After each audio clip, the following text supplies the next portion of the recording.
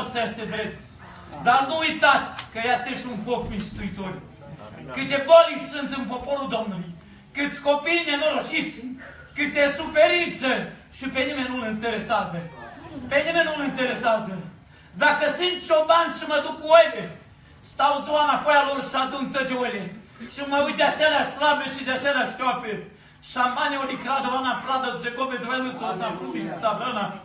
Așa ar trebui să ne uităm noi, nu numai de acelea grasă, să ne uităm de acelea slabe, că pentru tot ce-o dat Domnul Iisus viața, El nu a spus că sunt frați romi, frați români, frați neți, toți sunteți frații mei! Trăiască Domnul Iisus și gloria să îl împodobească. El vrea ca să ne pocăim, frați și surori. Pocăința asta, nu numai că te-ai băgat în apă și te continui, de pas bob să știouă, de Crăciun nu știi ce să mai faci de buiat, un orfan nu mâncat în casa ta nu știu de când, o văduvă n-ai chemat-o la masa ta, o bucată de pâine n-ai dat la un sărac, nu știți cum să ne îmbuibăm de Paști, au venit sărbătorile lumeștea, de Crăciun colindăm cu lumea, de Paști facem ce face lumea, cunoaștem pe Iisus. Îți spun că nu te întâlnești cu El. Poți să fii oricine ai fi, oricâtă facultate ai, oricâtă teologie ai, îți spun că dacă nu împlinești cuvântul lui Dumnezeu, nu te întâlnești cu El. Calea Domnului Iisus Hristos este îngustă. Vrei să te întâlnești cu El? Intră pe ea, ste broduți, na krados preduna, racobe rebelitos, na brudiți stavrana. Am trăit în lumea asta 37 de ani, n-am cunoscut pe Dumnezeu. Am crezut că fac ce vreau eu pe pământ. N-am fost un om așa solid, dar toate căpetenile iadului cel mai puternic ce m-au condus. Dacă te-am găsit pe drum, te-am bătut sau am luat banii din buzunari, nu mă poți frică de nimeni. Pe Dumnezeu nu l-am cunoscut. Am umblat cu cuțitul și cu toporul cu mine zi și noapte. Dar într-o zi o ieșit în calea mea Iisus Hristos. Și de acolo n-am mai putut să trec. Lucram în pădure și-a trecut caii peste mine cu 4 tone de lemne. A stat în comălare, animale, m-a rupt ficatul, m-a întors pișul ăla, stat după cap, m-a rămas pelea și carnea pe corp pe drum. După ce m-am trezit din comă, am spus dacă existi și mă vinde și mă pocăiesc. Cred că cunoașteți Biblia, știți că în Iov scrie un verset acolo și îi folosește lui Dumnezeu că ești tu fără prihană. Ție și mie îți folosește, frate și soră. Trăiască Domnul. M-a ascultat, m-a ridicat, nu m-am pocăit, m-am dus din nou în lume. Am picat de pe o casă, pe unul l-a omorât, s-au rupt păreții de pe fundație, pe unul de 22 de ani, s-au întors plăcile, mi-a crepat capul, m-a pus în topătură, m-a dus în comă la reanimare. Nu m-am pocăit, am picat în pădure din nou, m-am rupt splina, a doua operație foarte grea, am stat cu splina ruptă 48 de ore, n-avem bani să dau la doctor, dar acolo era un frate pentecostal pocăit care era medic și la un moment Duhul Sfânt i-a spus, ia-o măsila de pe pat că am de lucrat cu el și duce și-l operează. M-a operat, nu m-a luat nimic, toată ziua venea la mine la pat de 4-5 ori, îl călăuzea Duhul Sfânt. Oamenii întreba câți bani ai dat la doctorul ăsta, că noi am dat bani mulți, dar nu ne caută. N-am dat nimic. Dumnezeu avea în vedere ca dintr-un om prăpădit al lumea ăștia să facă un vas de lucru.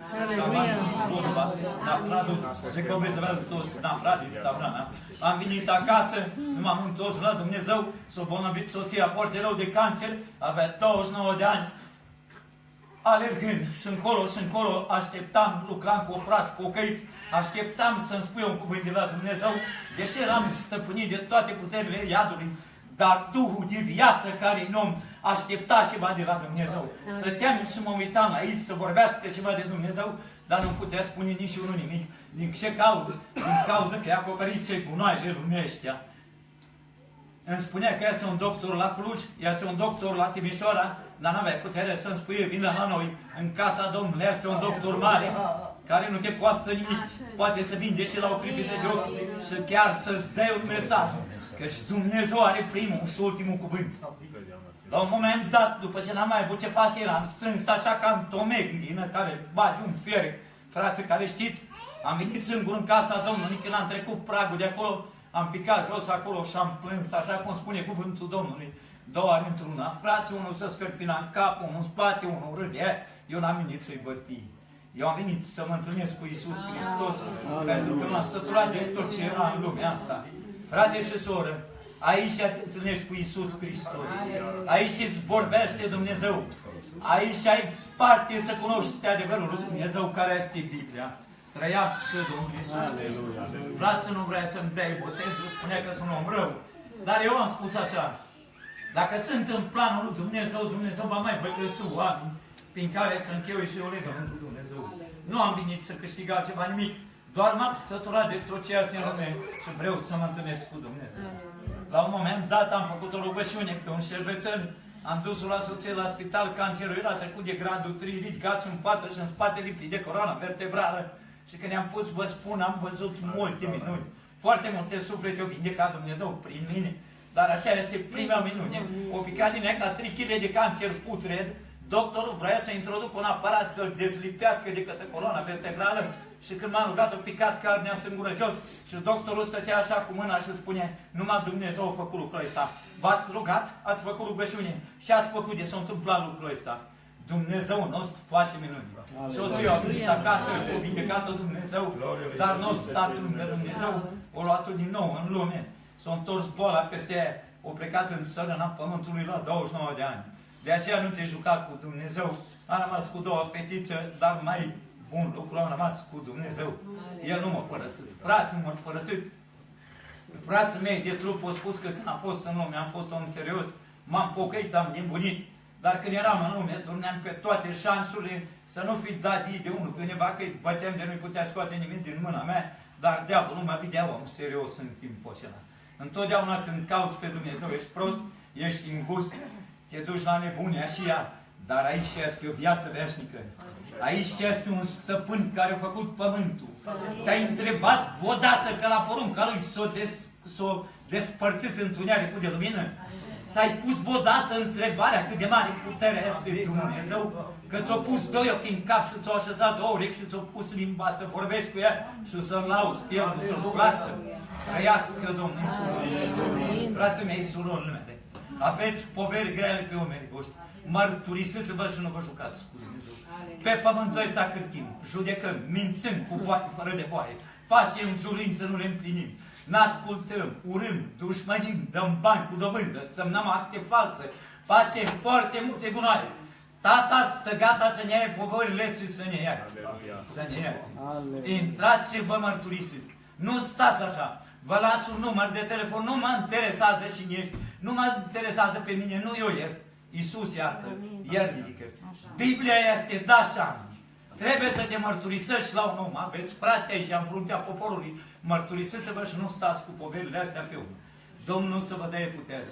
Ca să vedeți izbăvirea, ca să vedeți mâna Lui la lucru în familia voastră, ca să vedeți vindecare, ca să vedeți că Dumnezeu este cu noi. El așteaptă ca noi să ne facem partea noastră. El pe-a Lui s-o face. Frații mei, la mine vin foarte mulți oameni la rugăciune. Ortodoxi, baptiști, pentecostali, de toate. Domnul Iisus pentru toți oamenii și-o da viața. Frații pentecostali au spus că n-am voie să-i primesc, dar nu mă uit ce spune diavolul. Diavolul niciodată nu va vorbi de bine copiii lui Dumnezeu. Niciodată nu vei auzi pe diavol să vorbească de bine copiii lui Dumnezeu. Domnul Iisus pentru toți oamenii și-o da viața. Pe toți îi iubește. Și am văzut de multe ori la rugăciune de 5 minute vindecă oameni din lume de boli grele. De boli grele. Erau directoare de bancă, avea 32 de ani, avea o fetiță de 6 ani, avea cancer, era putred toți în noi și la tot. Și m-a rugat pentru el, o vindecat-o Dumnezeu și câte alte sute de mărturisiri aș putea să fac. Cel mai mare hambalist a Germaniei, eu vine la tine acolo, ne stau în vârful muntelui Coile și o vindecat-o Dumnezeu de cancer. Dumnezeu își alege slujitor. Dumnezeu își catoane. El lucră prin și nevea. Face și vrea. Nu-i stă nimeni potrivă, trăiască. Vrei să fii un slujitor al lui Dumnezeu? Oare nu te gândești așa că ai vrea să auzi glasul Domnului? N-ai vrea să-ți vorbească Dumnezeu? N-ai vrea când te pui în pat în seara asta să-ți răspundă Dumnezeu printr-un vis la cauzele tale, printr-o vedenie să-ți vorbească? Eu nu pot să mă toată ziua mă rog pe acolo cu ele, Doamne, fă să aud glasul Tău. Trăiască Domnul. Frații mei, nu stați așa într-o stare de adormire, într-o stare de nepăsare. Luptați-vă! Luptați-vă! Aleluia! Ca să primiți biruință de la Dumnezeu. Unde este Duhul Sfânt în mijlocul vostru, jamani, ori cradul, recobere mai râtos, navradiți gradana, pentru că sunteți suflete botezate cu Duhul Sfânt aici. De ce stați așa într-o nepăsare, nu lăsați ca Dumnezeu să se folosească de voi, să vă deschideți inima pentru Dumnezeu? Să stați la dispoziția lui Dumnezeu, pentru că suntem copiii Domnului Iisus Hristos. Aici au spus frații că nu, dacă nu spunea eu nu vineam. Că e liberă lucrarea Duhului Sfânt, trăiască Domnul. Eu nu mă duc unde nu e liberă lucrarea Duhului Sfânt. Eu nu mă duc unde Dumnezeu îmi vorbește. Unde Tatăl nostru nu ne sfătuiește, care ne iubește. Trăiască Domnul. De aceea ne cheamă copilul. Duhul Sfânt este a treia putere dumnezeiască. Care ridică, care vindecă, care grațiază, care eliberează. Toată lucrarea face Dumnezeu prin Duhul Sfânt, trăiască Domnul. Dar oamenii lui Dumnezeu trebuie să stea în îndemâna Lui. Și Dumnezeu aici mai are vasă de lucru. V-ați întrebat voi odată că veți da socoteală pentru fiecare vedenie, pentru fiecare lucrare care o puneți sub picioarele voastre. V-ați pus întrebarea asta, frații mei, surorile mele, că într-o zi, când se va deschide o poartă albă, pe scaunul de judecată va sta Domnul Iisus Hristos. Dosarul vieții tale și dosarul vieții mele este în mâna Lui. Și acolo este scris tot ce ai făcut pe pământ, frate și sură. Ți-ai pus întrebarea asta. Îți este frică de ziua aceea? Păi pocăiește-te până atunci. Împreună cu mine. Ca să ne întâlnim cu El. Trăiască Domnul. Aceasta este călătoria asta noastră scurtă pe aici pe pământ. Să ne punem viața în rânduială cu Dumnezeu. Amin. Fie binecuvântat Domnul Iisus. Și strigă în gura mare pe unde trăiești pe pământ. Căci avem un împărat mare. Aleluia! Fiul este Hristos. Trăiască Domnul. Eu mă laud pe drumul pe unde merg cu Domnul Iisus. Și nu mi-este frică de nimic. Dar am văzut mulți au spus că vor călători cu mine pe pământ și vor părăsit. Vor lăsat, au spus ăsta-i nebun. Eram odată în Beu și era vreo 6-7 călugări, cerșea acolo cu niște table la gât. Și m-am oprit și le-am spus, dezbrăcați-vă de hainele astea drășești și pocăiți-vă, uită Biblia. O venit poliția, plin de oameni s-au strâns acolo, frați, au fugit, să ce m-au lăsat. Nu mi-a stat unul. Ne este rușine de Dumnezeu. Dar când ne trebuie, Doamne, o mașină cât de bună, măcar de la 20.000 de euro, casa mea să fie cea mai faină în sat, Doamne, doar că ar 3 etaje să aibă. Și în împărăție la tine n-am pus nimica. Nu, când vine să se facă colecta, pun și eu acolo 5 lei sau 1 leu, sau îi văd pe frați în Anglia un paun, spune. Dar dă-ne, Doamne, fă-ne, Doamne, dă-ne, dă-ne, dă-ne, dă-ne. Să știi că Dumnezeu, dacă are de făcut o lucrare, El tot o face. Fie că stai tu sau eu la îndemâna Lui, El tot și-o face, că El are. De multe ori Dumnezeu pe mine m-a binecuvântat prin oameni din lume. Spune Biblia, și rău este în slujba cel neprihănit. Trăiască Domnul. Mă bucur, frații mei și surorile mele, că am ajuns în mijlocul vostru. M-aș bucura ca de azi înainte, împreună cu mine, să călcăm pe urmele Domnului.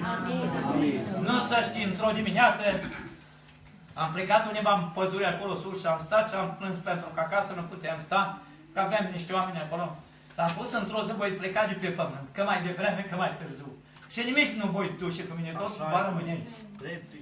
Și numai ce am făcut pentru tine, cu atâta mă voi.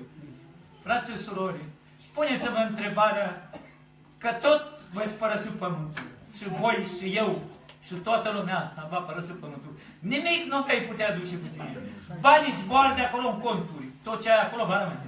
Acolo va rămâne. Și sus n-ai nimic. Că eu n-am conturi la bancă, n-am nimic și am acolo sus. Am acolo sus. Eu dacă am bani să vin de acasă până în Cluj la rugăciune, îi mulțumesc Domnului. Mai mulți dacă i-am, îi dau în numele Domnului. Mă lupt ca tot ce am să fac pentru Dumnezeu. Eram odată în gară, în Oradea și mă rugam că nu mă ajungea bani de la Cluj, de la aeroport, de la gară să mă duc până la aeroport. Și zice, Dumnezeu, stai aici să vezi cine te caută. Când va de mult, un medic era arestat, că a făcut niște lucruri groaznice și eu m-am rugat, era ortodox. Și Dumnezeu l-a scos din pușcărie și mă sună, unde ești? Aici în față la gară. Stai aici că vin să-ți aduc 800 de lei. Trăiască Domnul. Și Dumnezeu, dacă ai pus acolo sus, eu îți por de grijă. Frații mei și surorile mele, scopul călătoriei noastre aici pe pământ este să ne întâlnim cu Cel și este Împăratul Slavei.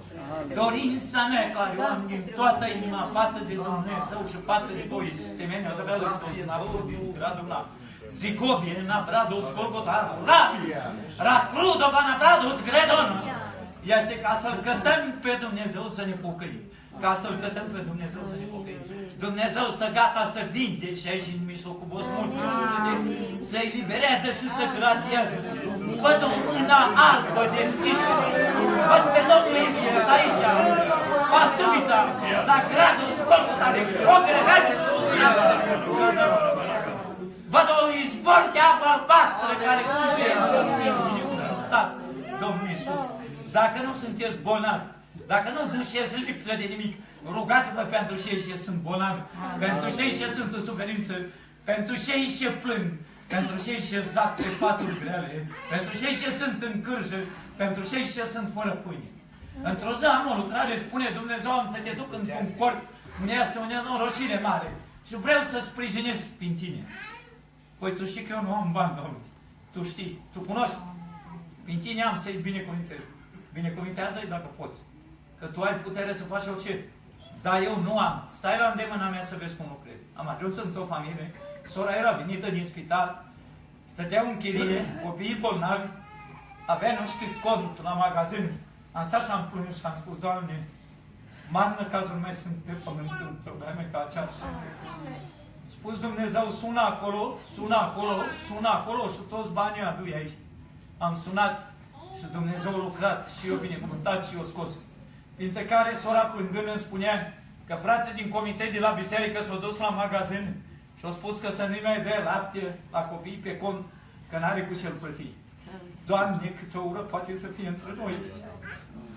Doamne, cum spunem noi că iubim pe Dumnezeu, cât de fățarnici putem să fim, cât de războinici împotriva copiilor lui Dumnezeu să facem rău, în loc să merem să plătim, în loc să merem să sprijinim, să facem o bine, de îndată ne pune diavolul să facem rău, de îndată stăm la îndemâna celui rău și nu la îndemâna lui Dumnezeu. Domnul să ne ajute să ne împărțim cu ea cu Iisus, să facem voia lui Dumnezeu. Frații mei și surorile mele, cuvântul lui Dumnezeu este dat și ai făcut bine, vei primi Dumnezeu. Ai dat, vei primi împătrit, Dumnezeu nu rămâne dator la nimic. După ce am rămas cu fetele, dacă frații mei de drum m-au părăsit și pentecostali, dacă le-am spus adevărul și Dumnezeu a descoperit prin mine lucruri mari, m-au dat în mâna poliției, au dat peste 150 de declarații că-s nebun să mă bage în spitalul de nebuni. Au venit poliția, procuratura, m-au luat fetele, m-au pus în mașină. Noaptea am visat că când voi ajunge acolo la spitalul de nebuni să iau Biblia și să citesc 2 versete și Dumnezeu mă va elibera. Când am ajuns acolo, am deschis Biblia, am citit 2 versete și directorul spitalului a spus: așa-i nebun și ce s-o legat de el. Dați-i drumul că el nu-i nebun, să meargă acasă. Du-te acasă, omule, și-ți vezi de treabă. N-a ascultat de nimeni. Aici stai Dumnezeul Israel. Trăiască Dumnezeu. Amin. Stăteam într-o zi de vorbă cu inspectorul, care s-a lipit peste județul Bihor, la el în birou. Și am spus: Doamne, de ce m-ai îngăduit să ajung aici? Ca să mă descoper prin tine, să-i vorbesc de adevăr. Dar eu stau, zice el, că te mine auzi, Domnul Negru. Da. Dar de ce spun dumitale, toți oamenii prorocul? Ca să-ți spun ție să te pocăiești de asta. Ca să-ți spun să te pocăiești că mai este o viață veșnică. De asta m-a îngăduit Dumnezeu să ajung să stau de vorbă cu tine. Ca să-ți mărturisesc pe Iisus Hristos care a stat în Golgota. Ca să-ți spun să-L cauți pe El. Că dacă nu-L vei căuta pe scaunul care stai, nu mai stai. Nu mai stai, tata te va da jos. Și așa s-a întâmplat. Odată, la mine acasă, vine un om solid, lucra în poliție.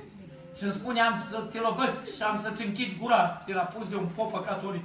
Să nu mai vorbești de Dumnezeu altul că ești prin sat. Omule, nu știi cu cine stai de vorbă. Eu sunt un copil acelui preanalt. Și îți spun din partea lui Dumnezeu, nu uita, 2 zile mai stai în poliție. Mâine și poimâine. Poimâine țară ești civil. Poate te rog să ți iau la oi. Bă, zice, dacă nu te bat, du-te mai, că eu am acolo lucrare, că Dumnezeu îți închide gura pentru totdeauna. În viacul vieții tale, tu nu mai ai treabă cu mine pe pământ. Frații mei, surorile mele, a doua zi seara l-au făcut civil. Spunea la toți oamenii că l-au blăstămat pocăitul. Pocăitul nu blastă. pocăitul nu blasfemă, pocăitul se roagă, ca Dumnezeu să ne apere, să nu ne lăsă de rușine. E frumos lucru să călătorești cu Dumnezeu. E frumos lucru să stai la îndemâna lui Dumnezeu. E frumos lucru să-ți vorbească Dumnezeu.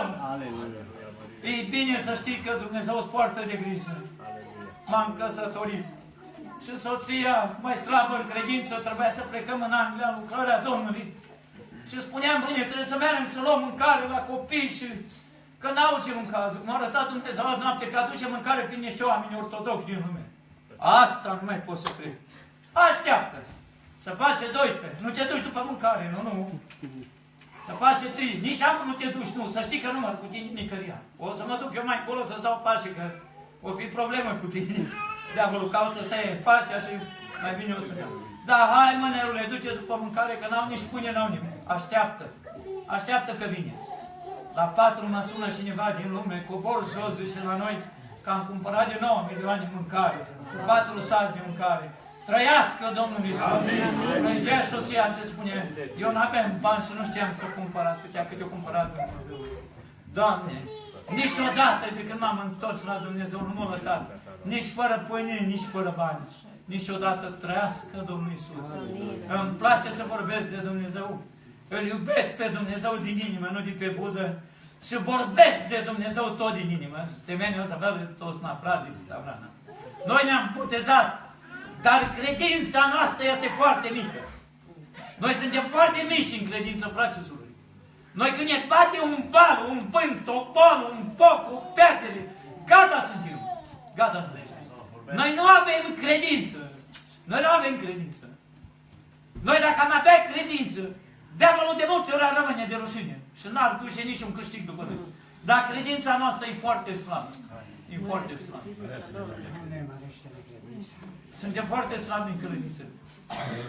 Și de asta, de multe ori, pierdem și cât o avem. O pierdem și cât o avem. Diavolul duce deznădejde în doială, ne face să cârtim, să ne întristăm pe Dumnezeu, să întristăm fața Lui de pe buzele noastre și tot nouă ne facem rău, frate și surori. Să vă rugați și să ne rugăm ca Dumnezeu să vă mărească credința. Amin, amin. Ca Dumnezeu să vă cercetează copiii voștri pe acolo, din străinătate, pe unesc, să-i binecuvinteze, rudile voastre, să le poarte de grijă, să nu-i lăsă fără pâine, să-i tragă pe calea adevărată care duce spre mântuire. Pentru că așa cum vorbea Dumnezeu în limba voastră prin fratele, că nu mașini și căți mari și alte lucruri ne duc în Împărăția lui Dumnezeu, să știți. În Împărăția lui Dumnezeu ne duce credința și faptele noastre, trăiască Domnul. Domnul să vă binecuvinteze și Domnul să vă întărească. Avem 2 ciobani cu mine la oi și aveam o oaie oarbă, nu vedea nimic. Și tot râdea de mine, că eu vorbesc la telefoane zi și noapte, unul scot, unul bag, unul scot, unul bag. Și râdea de mine. Zic că tăi vreți să vedeți că Dumnezeu ne-o vindecă oaia asta. Asta-i predică.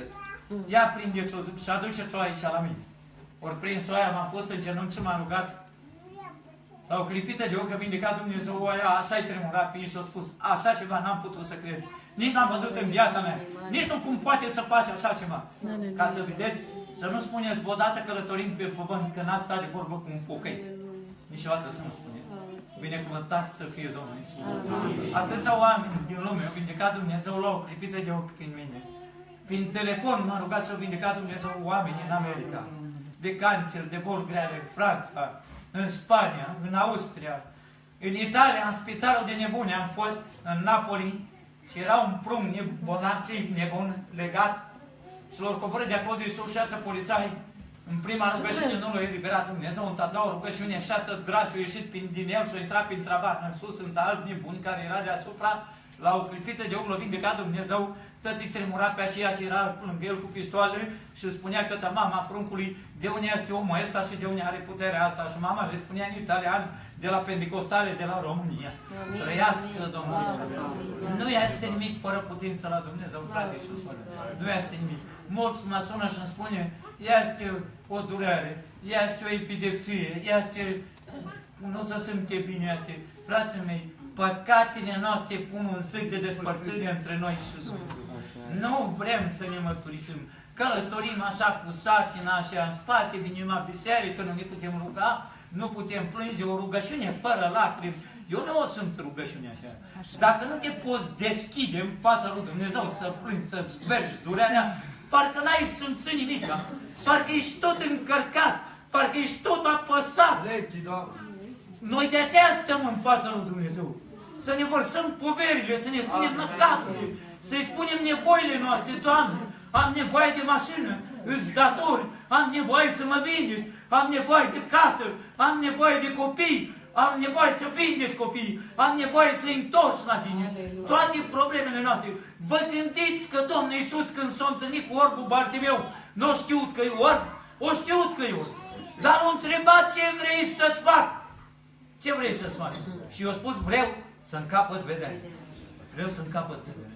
Noi de multe ori ne rugăm și nu știm pentru ce ne rugăm. Mă suna unul într-o zi și spunea, roagă-te, roagă-te, roagă-te. Odată Duhul Sfânt spune la asta ureace, întreabă să vezi pentru ce te pune să te rogi. Mă, dar pentru ce te mai ispitești toată ziua să mă rog? Vreau să pun casa lui tata să-l las pe drum. Să te mute Dumnezeu să facă. Deci de multe ori noi ne rugăm și nu știm pentru ce ne rugăm. Nu mai vedem cauză, bilețele, ne rugăm pentru cauza lui fratele, pentru lui sora, o furat, o făcut aport, o făcut, eu mă rog, să le ierte Dumnezeu. Duhurile acelea lovesc în familia mea, lovesc în copiii mei, lovesc în soție, că soția e slabă, punem poverile biserică, atâtea, frate și soră. Eu nu sunt obligat ca să mă rog pentru păcatele tale de moarte. Tu trebuie să știi din cuvântul lui Dumnezeu că dacă le-ai făcut, plătești dureros. Tu trebuie, te ierti, Israele, dar nu poți să nu te pedepsesc. Aici e treaba lui Dumnezeu ce face. Sunt păcate grele și păcate care că ai cârtit, că am judecat, că am făcut. Ne iartă Dumnezeu. Dar sunt păcate pentru care suntem trași la răspundere și suntem trași dureros pe pământul ăsta. Și am văzut de multe ori pentru frați, m-am rugat, am postit, am stat 10 de zile în post și printre alte v-ați o lucrare că va trăi, poate și voi ați pățit așa, va trăi, va fi, va face, se va ridica și va muri. Dumnezeu este da și nu. El nu minte. El nu minte. El dacă spune un lucru așa, nu. Trăiască Domnul. Trăiască Domnul. Și gloria să nu împotrivească. Dar mulți în vreme de azi nu-și mai trăiesc viața cu Dumnezeu în sfințenie. El spune că așa vorbește Domnul. Dar Domnul nu mai e acolo. Domnul nu mai e, că din pricina păcatului a nelegirilor o plecat. O plecat. Într-o noapte mă visesc pe un munte sus. Jos în tomoșirile era plin. Spune așa vorbește Domnul, zice Domnul, uită-te la ei. Eu i-am părăsit de mult. Eu i-am părăsit de mult. Frate și soră, vegheați, vegheați, vegheați, vegheați. Niciodată nu am căutat să-mi vorbească Dumnezeu. Am spus așa, dacă tu vrei să-mi vorbești azi, pune un vas de lucru să mă sune și vorbește și răspundem la cauza mea. Oare n-are Dumnezeu să-ți pună în față un om al lui să-ți vorbească? Dar n-ai credință. Asta-i. N-avem credință. Păi nu poate Dumnezeu să te sfătuiască. Odată într-o noapte mă scoală Dumnezeu, du-te la gară în Sântana, că la a doua linie, acolo la capăt te o soră, să duce să facă abort, cu bătut-o bărbatul de o nenorocere să facă abort și spune să nu meargă. Mă scol și mă duc la gară. Acolo plângea la capătul linii. Mă duc și plâng cu ea, mă rog cu ea și o duc, o sfătuiesc să duce înapoi acasă. Trăiască Domnul Iisus și gloria să-L împodobească. El știe totul. Lui trebuie oameni care să-i slujească lui cu dreptate. Care să se lese călăuziți de Duhul Sfânt. Și Duhul Sfânt să vă călăuzească pe voi. Și lucrarea Duhului Sfânt să nu o dați niciodată la o parte. Fie că vă mustră Dumnezeu, fie că ne pedepsește, e treaba Lui, dar El ne și iartă. Cunoașteți Biblia David și a spus, alegeți nenoroșii, mai bine să cadă în mâna lui Dumnezeu, că Dumnezeu se va îndura, mă va ierta și mă va da bineînță. Domnul să vă binecuvinteze și Domnul să vă întărească. Pocăiește-te că de nu te pocăiești o grea nenorocire, mare boală vine peste tine în timp scurt. Și boala asta care va veni peste tine, ce se va găta și fiul vieții. Te cheamă Dumnezeu, întoarce-te la El. Stă așa o mână albă întinsă în dreptul tău. Nu mai călători în lumea asta, că nu are rost. Dacă te întorci la Dumnezeu, ai să te bucuri. Dacă nu te întorci, nu mult vei mai merge pe drumul ăsta, vei ajunge în spital, din spital vei sta la reanimare, vei sta acolo și vei pleca și vei pleca în iad. Acum tu poți ce vrei, viața ta personală. Dar eu îți spun mesajul din partea lui Dumnezeu care te iubește, trăiască Domnul Iisus. Amin. Amin. Și vă spun la toți cei care nu cunoașteți pe Dumnezeu în locul acesta, căutați-L pe Dumnezeu până nu este prea târziu. Amin. Căutați-L pe Dumnezeu care vă iubește. Știți cât sufăr eu să stau și cântăresc ca ai mei 37 de ani care am călătorit fără Dumnezeu? Știți cât de rău îmi pare că mă batjocori diavolul pe pământul ăsta și n-am avut parte să-L cunosc pe Dumnezeu. N-am avut parte ca să stau la spate cu un frate pocăit să mă sfătuiască, să mă tragă, să spună, vine în casă, îmi spunea un frate, eu am fost înștiințat că tu vei sta la animale, dar m-am temut să spun că mă bați. Ce frică poți să ai unui când tu știi că slujești lui Dumnezeu? Diavolul, așa cum vorbea Dumnezeu prin fratele, el nu poate face nimica. El nu poate tăia pe firul vieții la nimeni. Neîngăduit de Dumnezeu. El nu are dosarul vieții lui nimeni în mână. El nu poate face nimic, numai cât îl îngăduie Dumnezeu. Atâta poate face. Toate lucrurile sunt sub controlul lui Dumnezeu. Peste toate lucrurile astea stăpân Dumnezeu. Peste tot. Trăiască Domnul Iisus. N-ai vrea să te întâlnești cu El. N-ai vrea să te bucuri cu El. N-ai vrea să știi că îți vorbește cineva. Te ține cineva în palma Lui perfurată. Te păzește pe drumul pe unde mergi. Fie binecuvântat Domnul Iisus Hristos și gloria Să-L împodobească. Eu știu că frații români să deschid mai repede în fața Domnului și plâng mai mult. Frații români sunt mai împetriți. Ei nu prea acceptă, mai ales acum, în timpurile astea, lucrarea Duhului Sfânt, o cam dat la o parte, de peste tot. De peste tot eram în București, la Florin Neanovici, am fost 2 ani în biserică și îi spuneam, o să te dea afară din cultul pentecostal în timp scurt. Dar asta nu crede, frate Nelu. Dar nu trebuie să crezi, așteaptă, zică eu. Așteaptă și vei vedea. Nu trebuie să crezi. După aceea mă sună, da, m-au dat afară din cultul pentecostal. De ce? De frică ca și președintele cultului, mă. De asta te dau afară. De frică că Dumnezeu va lucra prin tine, te va ridica, te va folosi și imediat, cultul, când Dumnezeu vrea să scoată un om, îl dă afară, afară cu tine, ori pe bancă, ori pe bancă. Așa se întâmplă. Așa se întâmplă. Dar Tatăl nostru, care este viu, Osana, nu a făcut cult, ci a făcut biserică, trăiască Domnul! Și Domnul să ne dea putere. Nu te mântuiește nici cultul, nici că nu ești în cult. Dacă nu te pocăiești, nu te întâlnești cu Iisus Hristos. Trăiască Domnul! Asta nu înseamnă că dacă nu ești în cult, poți să faci evrei. Trebuie să te pocăiești așa cum scrie Biblia. Și dacă îți urmărești viața, și dacă îți cântărești picioarele, și dacă îți pui toate lucrurile în rânduială cu Dumnezeu, Dumnezeu îți va da biruință, te va vindeca, îți va ridica povorile și îți va răspunde la cererile și dorințele tale și nu te va lăsa. Niciodată de rușine, niciodată nu te va lăsa. Oricâte valuri vor veni spre tine, oricâte încercări vor veni pe tine, Dumnezeu te va apăra, fiindcă are putere. Trăiască Domnul, El te va apăra. Fie binecuvântat Domnul Iisus și gloria să împodobească.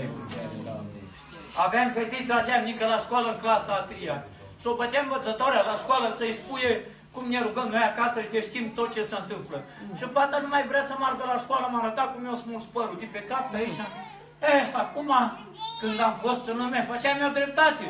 Dar acum trebuie timid să te pocăiești, să te rogi. Acum e acum.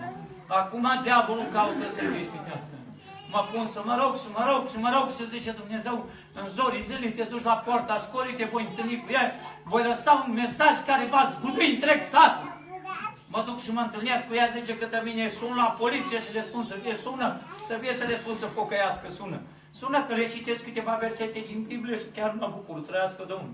Nu mă spar eu de asta, zic. Nu-ți fie frică. Eu când am fost în lume nepocăit, abia așteptam să stau de vorbă cu ei. Acum abia aștept să le citesc din Biblie, slavă Domnului. Dar ascultă ce-ți spun. O să mori. În timp scurt o să faci infarct când se va sfârși școala, șobolanii te vor mânca în casă și te vor găsi mâncată după câteva timp de șobolan toată fața. S-a sfârșit școala, o murit, o găsit-o în casă la care eu la școală, o spus cu nimeni, n-am avut treabă, numai cu pocăitul acela nebun mi-a spus că mor. Așteptați să vezi dacă voi muri. O murit și așa s-a împlinit cuvântul Domnului Iisus Hristos. Dumnezeu când spune un lucru, îl duce în îndeplinire. Mie mi-e frică de multe ori de lucrările aspre care se dau de multe ori. Mi-este frică. Dar ca un slujitor a Domnului, nu ai ce să faci. Nu ai. Trebuie să te supui puterii lui Dumnezeu. Ca nu cumva, într-o zi să te pui Dumnezeu pe un pat de suferință într-o cârjă, pentru că datorită milă lui Dumnezeu sunt în picioare în mijlocul vostru. Că am fost ca o legumă. După atâtea operații, atâtea accidente câte am avut, Dumnezeu ne-a prelungit firul vieții. Fie binecuvântat. Domnul să vă dea putere. Frații mei și surorile mele, dorința mea este, așa cum vorbeam cu fratele aici stând, el cunoaște, pe el încredințat Dumnezeu poporul. Mie nu-mi place să mă bag în turma altuia, pentru că dacă la mine acasă am o turmă de oi și găsesc un cioban cu o sărigarcă acolo, pun câinii pe el. Ce cauți aici? Pun câinii pe el. Așa și aici. Dumnezeu l-a pus pe el stăpân și toate lucrurile trebuie să le facem cu înțelepciune și călăuziți de Dumnezeu. Dar m-a rugat și am vorbit cu el ca să facem o rugăciune și pentru lucrarea Amin, amin. ca Dumnezeu să vorbească la poporul lui, să vorbească la taine, la suflete care au dorit, care sunteți bolnavi, dacă vă simțiți, vă spun, dacă aveți păcate grele, nu veniți la ungere, că s-ar putea să fie mai rău cu voi, dacă după cum voi veniți, eu vă las în mâna Domnului Iisus și Domnul să facă și știe cu fiecare. Dacă vă simțiți că aveți ceva lucruri grele, mai bine mărturisiți-vă și pe urmă vă băgați la ungere sau la urmă ne întâlnim, stăm de vorbă sau cum gândiți voi. Dar nu cumva vă faceți toată biserica bolnavă, cum se întâmplă de multe ori, toți sunt bolnavi și în spate numai inimi. Mai suntem și sănătoși, acum că ne mai doare câte ceva, mai și merităm, frați și surori, mai și merităm trăiască, merităm. Acum noi, ca niște copii care cunoaștem pe Dumnezeu, dacă sunt în mijlocul vostru suflete care nu cunoașteți pe Dumnezeu și vreți să vă predați viața în mâna Domnului, cu frații care sunt aici lucrători, ne vor ruga pentru voi ca Dumnezeu să vă elibereze de toate puterile, să vă dezlege din toate legăturile vrășmașului. Vă vom încredința în mâna Domnului Iisus Hristos viața voastră și cum Dumnezeu v-a hotărât prin frate, într-o zi să încheiați legământ cu Dumnezeu, să dați mâna cu Împăratul Slavei, să vedeți cât de bun este Dumnezeu. Trăiască Domnul! Trăiască Domnul! Vă spun, acolo unde sunt pe munte toată ziua cu ele, număr 10 metri, iar mă pun în genunchi și mă rog. Iar mă pun în genunchi și mă rog. Și așa mă bucur că am o liniște acolo și pot să strig toată ziua. Ai milă de mine, Doamne, cum o să gata ogul Bartimeu. Și ai milă de toți bolnavii de pe pământ. Și îndură-te de toți cei ce te cheamă și te caută. Și îndură-te și de cei ce nu pot vorbi. Doamne, frații mei, câte boli și câte suflete nenorocire sunt. Câți sărași sunt pe pământ. Câți oameni care n-au cu ce să încălța, cu ce să îmbrăca.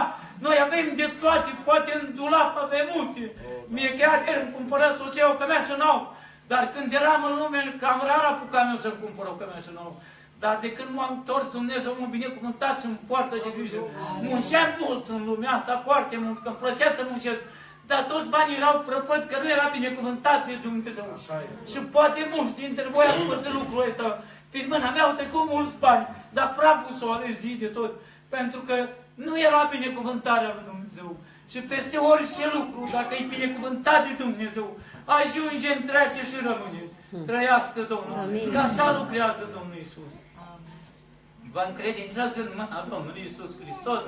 Și cum Dumnezeu se va folosi de frați, vom face toate lucrurile călăuziți de Duhul Sfânt al lui Dumnezeu. Vă rog în numele Domnului Iisus, dacă v-am întristat prin vorbire sau prin ceva, să mă iertați pentru că asta este calea lui Dumnezeu. Asta este calea care duce spre mântuire, frați și surori. Nu trebuie să ne supărăm. Trebuie să ne bucurăm. Eu accept orice, și mustrare, și pedeapsă, și orice.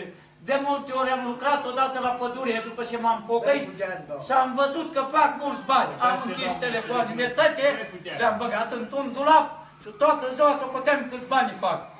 2 săptămâni m-a dat pașii Dumnezeu. La 2 săptămâni am picat într-o suferință grea, am cheltuit toți bani, am stat pe pat până am cumpărat de toți banii medicamente și a zis Dumnezeu, am o alege ce vrei să faci. Ce vrei să faci? Vrei să stai la îndemâna mea, să-ți port de grijă eu, sau vrei să o iei tu singur să-ți rezolvi problema? Și am spus, Doamne, eu vreau să stau la îndemâna ta. Eu vreau să stau la îndemâna. Și așa este dorința mea, ca toți să stăm la îndemâna Domnului. Pacea Domnului Iisus Hristos să locuiască în inimile voastre până la venirea Lui. Amin.